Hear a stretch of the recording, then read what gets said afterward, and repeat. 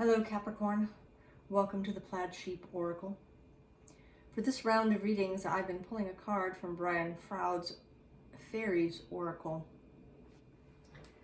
And you got G-Hobyah, H-O-B-Y-A-H.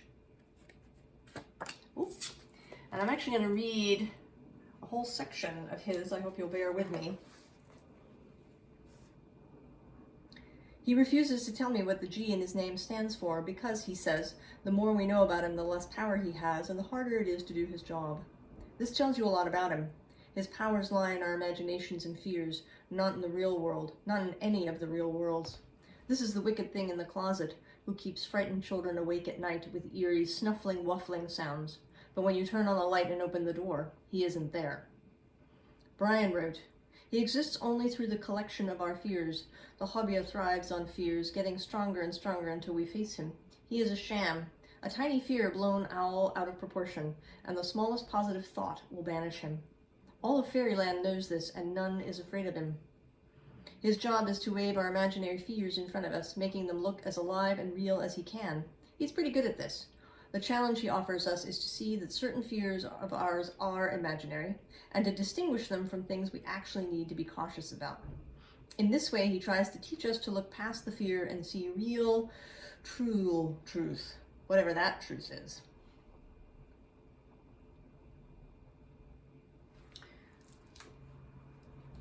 It's interesting, the fairies that have come out have largely been either these fairy challengers, right? These are grouped as fairy challengers.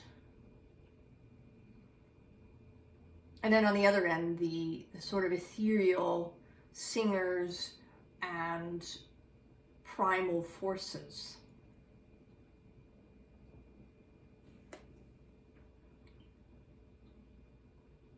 And I feel as if there's a message in that. I haven't quite worked it out. I can sort of feel the edges of it.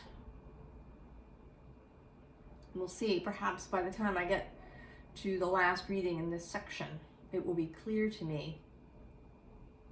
But your reading today, Capricorn, is quite clear. And we start with this frog. And actually, right, the card says, cleaning house, releasing emotional baggage. And that's relevant, but what really I'm thinking about, because this wasp card comes underneath, it made me think of that story of the frog and the scorpion, right? The frog gives the scorpion a ride over the water, and right, even before they've gotten to the other side, the scorpion stings the frog and they both sink. And right, the moral of the story is that the scorpion has to honor his nature. And this is another one of those stories that I personally sort of see as propaganda in some way, right? Because, you know, that's kind of BS, right? It isn't the scorpion's nature to just sting. The scorpion stings when it is actually threatened or when it feels threatened. Not just randomly while it's riding around on a frog to get across the river. It is not the scorpion's nature as such to sting. That is merely one of its options, right, in an emergency. There's also this story that says, right, that scorpions will sting themselves to death rather than face being eaten. And that's also incorrect. Scorpions are immune to their own venom. So even if they wanted to do this suicidal maneuver, it wouldn't work. But it's right, it's a story that we've told to justify something. Right? Sometimes scorpions inadvertently sting themselves if they're having sort of a panicked almost reaction, or they're, you know, they don't know where the threat is coming from, so they're kind of stinging in various directions. And they may inadvertently sting themselves. but they are immune to their own venom. right, it's not a problem.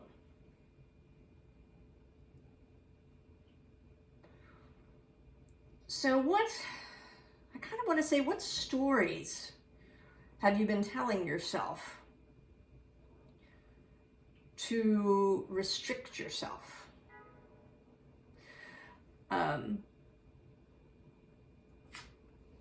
There's this wind fairy, which, you know, these fairy cards in this Avalon deck are sort of interesting, because they don't all seem sort of fairy-like, right? She sort of seems a little lost in her own mind always, and she seems very, you know, she's hugging herself and vulnerable. And the fire fairy who didn't come out, she always looks, you know, frightened to me, right? I think of fairies as rather powerful.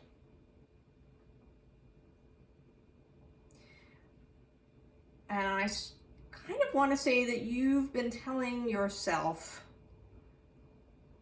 some kind of story that makes you look less powerful than you really are. That you are creating the monster in the closet.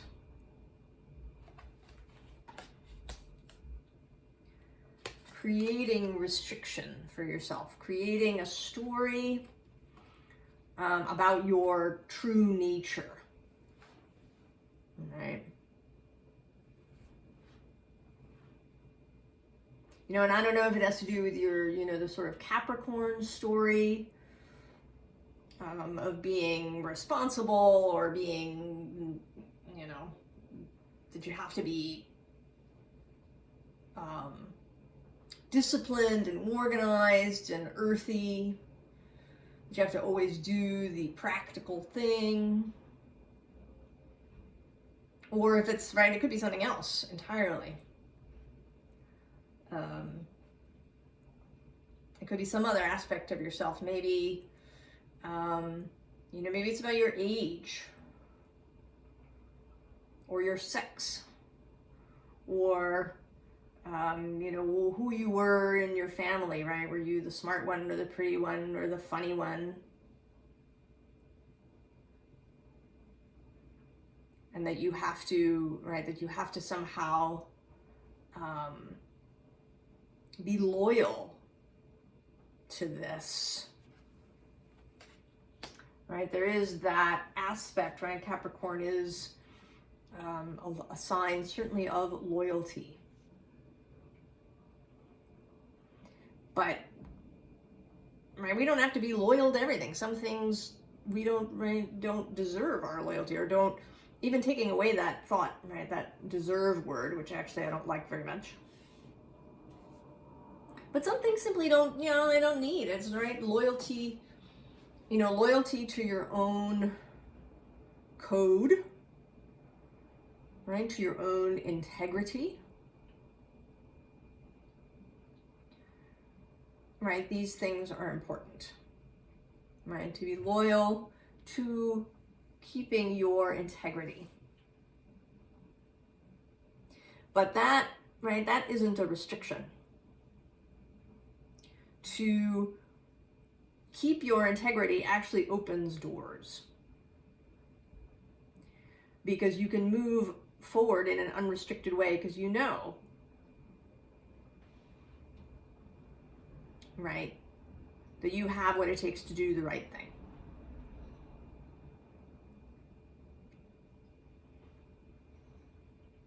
If you know, if your discipline is maintaining your integrity, your, you know, what you see as right speech, right action,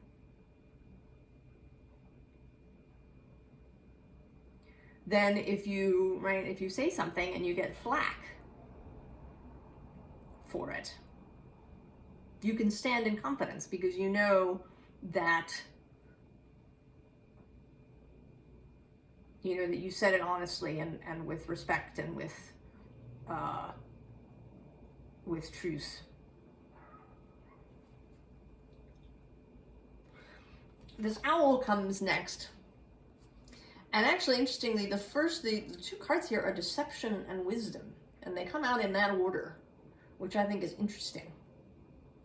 Owls have different reputations in different cultures.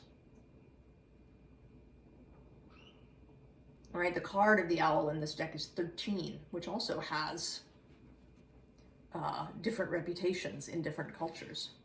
You know, here in the US, most buildings are built without, theoretically, a 13th floor, right? It's not listed, right? You go directly from 12 to 14 in many buildings. Except, of course, there is a 13th floor, yeah? It's not like you can just skip it. But for many, 13 is a lucky number, a number of the feminine, of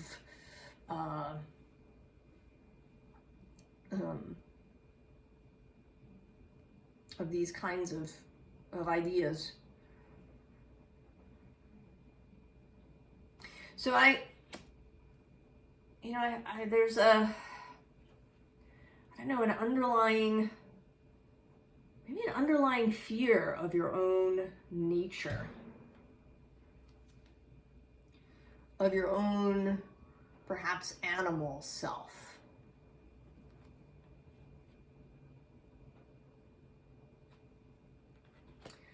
Of parts of yourself that seem dangerous, that might cause conflict, that might be seen as dangerous by others. There's this breath card, right? This fiery heart.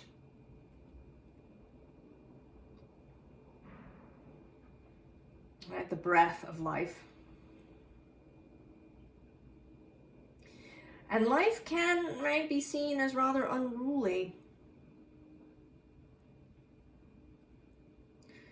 You know, if you have a garden,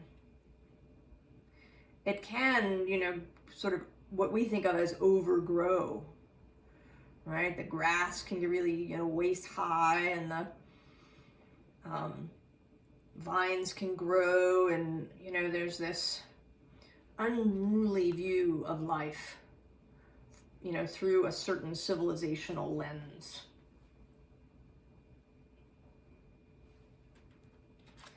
And then we have this joy and this voice card, which are both rather exuberant, right? Music, voice, sound, vibration, calling out. The voice is speaking your word. I actually there's that, right, the term speak your truth. And I don't know, I find it annoying for some reason. Maybe it's the word truth, right? Because it's really not about, right, like truth, it's really your opinion about something, your view, how you see things, your belief, maybe your, way of expressing yourself.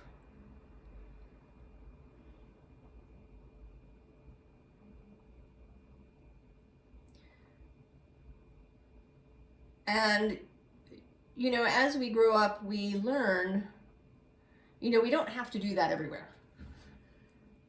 right? You don't have to, tell your Aunt Marge that you see once a year on Christmas or Thanksgiving, all about your opinions on X, Y, or Z. But you do need to be honest with the people that are intimate in your life. You do have to be honest, with the people you work with. But again, we are not required to reveal every feeling that we have with everybody. But I feel as if you have maybe gone too far in the other direction.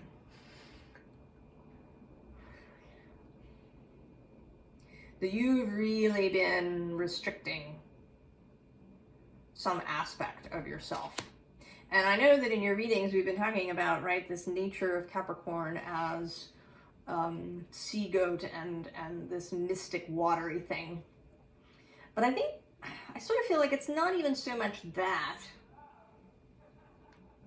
right? It may not even be, you know, kind of an emotional thing. It may just be, you know, how you like your coffee. You know, or that,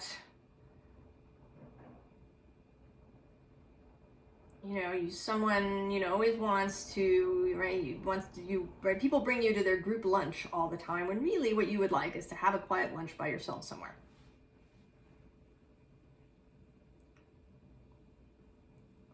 Or, you know, you're always going to X person's house for Thanksgiving. And you'd really rather not. You'd like to go to Y person's house, or you'd like to have Thanksgiving at home. You know, even these sorts of simple things that we, you know, we may feel, right, we may tell ourselves it's not really very important. You're sort of not willing to have a conflict about it, or it's petty of you, or, right, whatever it is. Right, you're telling yourself things so that you don't have to express yourself and create some sort of conflict. And I sort of feel odd about this. I think of Capricorn generally as somebody who's, you know, willing to state what they feel is right. And maybe in some ways you do. Maybe you're very willing, right, to say, you know, stand up for what you believe is right politically. Or, you know, in the workplace, you think, you know, everybody should get a cost of living raise, and you are absolutely prepared to go to the mat for that. Maybe it's, right, like the more personal things that you have trouble expressing and that you know, sort of restrict. Maybe it's like a dream that you've had. I mean, right, these fairies, right, they're sort of dreamy, you know, as is this music card. There may be something that you would really like to have in your life. Some way that you want to live your life. That you think if you do it, there's going to be trouble. And that there's going to be trouble that's really going to be hard for you to deal with, right? That you will be seen in a really poor light. Maybe you'll be seen as selfish or as frivolous or as, you know, Pollyanna-ish, right? As childish. There's something you're denying yourself, Capricorn.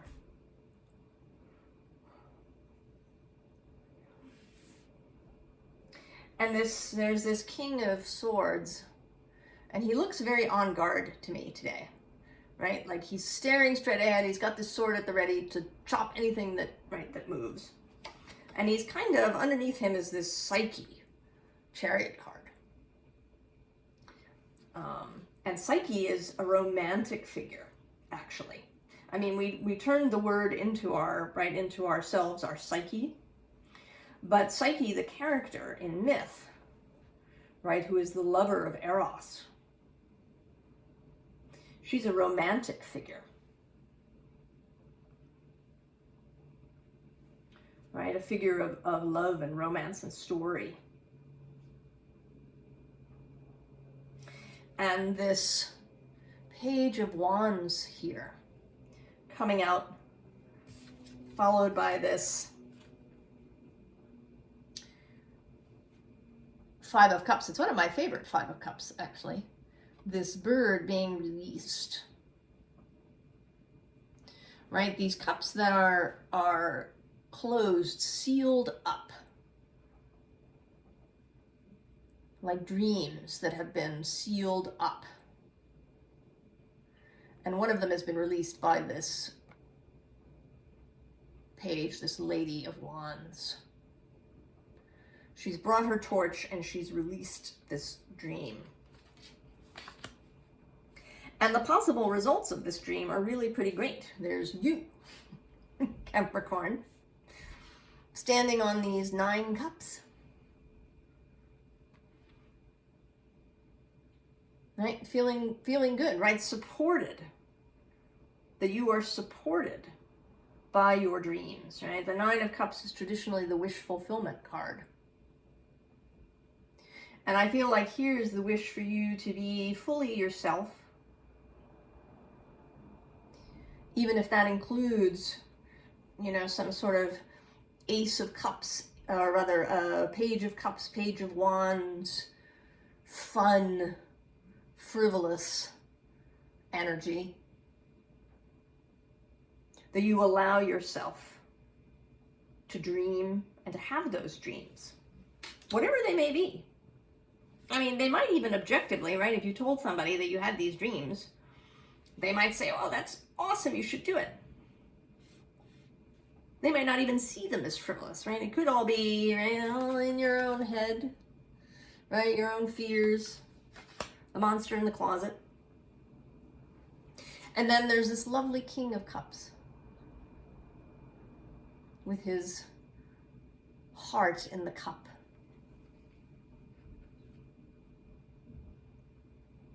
Kindness, emotional maturity.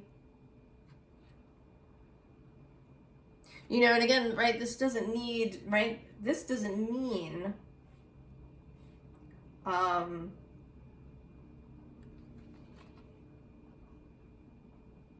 you know, being polished or put together or anything else, right? Emotional maturity doesn't actually have an age or a, you know, a way that it's supposed to look. It's being at ease with your emotions. I mean, actually, you know, his hands look very youthful, right? They're almost, you know, like a child's hands. So I think the King of Cups maintains, you know, a childlike view of the world, even though he is mature, right? He's not going to melt down. But he's also not, you know, going to restrict himself or his own feelings. He just knows what he needs to do. You know, if he needs to go and have quiet time by himself, or if he needs to talk to a friend, or if he needs to, you know, engage in some art or craft or joyful thing that he likes to do in order to work through, you know, an emotional agitation that he's got, he will do that. And then you get the High Priestess. Knowing, understanding, intuition. Because we really, right, in order to get really clear signal, right, to get clear intuitive signal, to get all the information, we need to be unrestricted. We need to be willing to see everything, right? Because there may be some sort of intuitive thing that's coming in, right? It was just 24 on the timer. 6-6. There may be some real intuitive signal coming in to do something, and you're not hearing it because you've restricted this dream. So the advice here,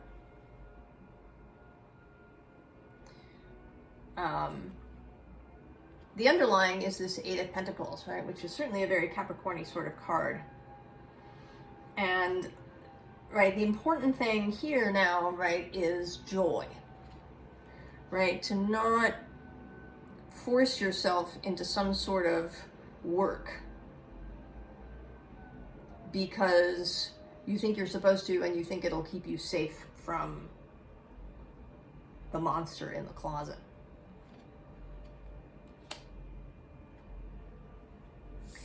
And so when you're feeling this Nine of Swords energy, when you are woken at night, maybe you're having bad dreams. They might not be full-on nightmares, but they may be, like anxiety dreams or frustration dreams, right, where you can't find the bathroom.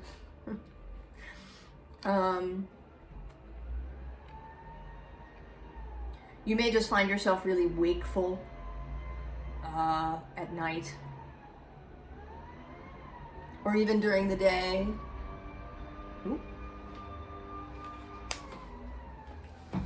Pause for a moment while I close the window on the leaf blower man.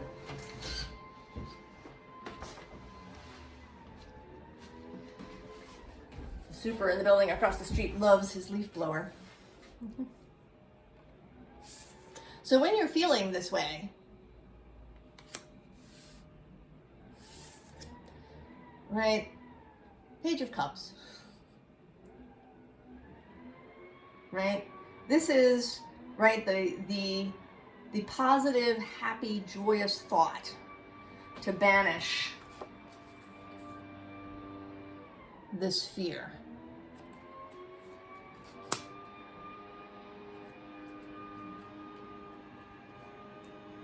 Wish I could banish the leaf blower man. So, here, right? And also Temperance, right? A very healing, balanced, and certainly watery energy.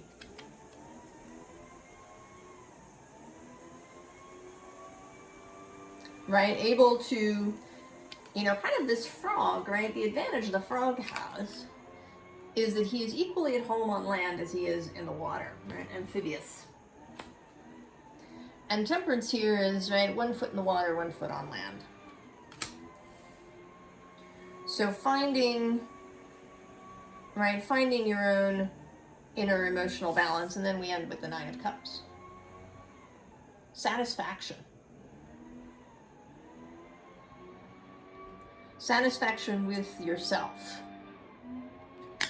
with who you are, honoring all of your own dreams and wishes, right? This isn't even, so much in this reading about, the divine, like, swooping down and fulfilling your wish. This is about you being willing to even see these wishes that you have, these longings that you have restricted in yourself out of, the various fears that you have about what it will mean if you open the door to these wishes. So I wish you the best, Capricorn. I hope that you are willing to open your cup, to see your nature as much more broad and flexible and courageous than perhaps you think it is.